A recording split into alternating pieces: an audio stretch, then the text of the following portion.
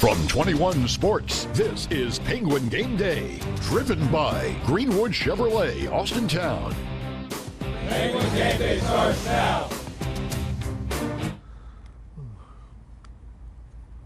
Hi everybody, and welcome to Penguin Game Day as we come to you from Greenwood Chevrolet on Mahoning Avenue in Austintown. I'm joined by the head coach of the Penguins, Doug Phillips, who was perusing the car lot out there. Coach, I know you're looking for a couple vehicles, right? You know what, Greenwood, great sponsors of our program, dealership, I get to work with, so we appreciate all they do for the Penguins. And they do a lot for everyone. And speaking of the Penguins, a 48-28 win over Robert Morris on Saturday, go to 2-1 on the season. Coach, what'd you like about your team against the Colonials? We wanted to start and finish. I didn't think we started quick, and I didn't think we finished well in the fourth quarter, but in between we saw some great things. And you have Bryce Oliver here and our wide receiver coach, and we had a lot of catches, a lot of receiving yards, but the thing that I was most impressed with on Saturday is the way our receivers were blocking downfield, and that created a lot of explosives. We take a look at some of the highlights, and obviously Mitch doing his thing, checking down some receivers. C.J. Charleston had 6 catches. As you mentioned, Bryce had some catches, so it seems like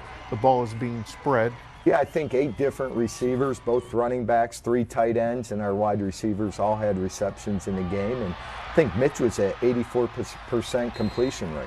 Coach, coaches always say you make your biggest improvements between weeks 1 and 2. This is week 3, so what did you like? I liked how the offense, we wanted to be more consistent. We want to improve upon the mistakes that maybe we made against Ohio State. And we call it a clean play index, and we want to be under 12%. We're at 8%, which is the best we've ever been. So eliminating those mistakes were critical. A couple of observations. We saw Bo Brungard back returning punts. Yes. Something a little different. We find, some people wear different hats at different times, and Bo has showed us in practice that he's very good at catching punts, and we're not afraid to put him back there. And through 3 games, 12 of 13 in the red zone. I know you want that to be perfect at 13 for 13, but not too bad. Yeah, that was an off season that we wanted to improve in the red zone offensively, and sometimes by rushing the football in the red zone has helped in that category. Just like on defense, we got to get better on third down. That was also an off-season thing, and we need to continue to get better in those areas. So it's a bye week. It's not an off week. It's a bye week. So what's the schedule for the players? You don't play, and most of the league is not playing this Saturday. It isn't. We gave them off Monday, but we had a practice Tuesday, Wednesday. Those 2 practices, we focused on us. What do we need to get better at? Where do we need to make the improvements?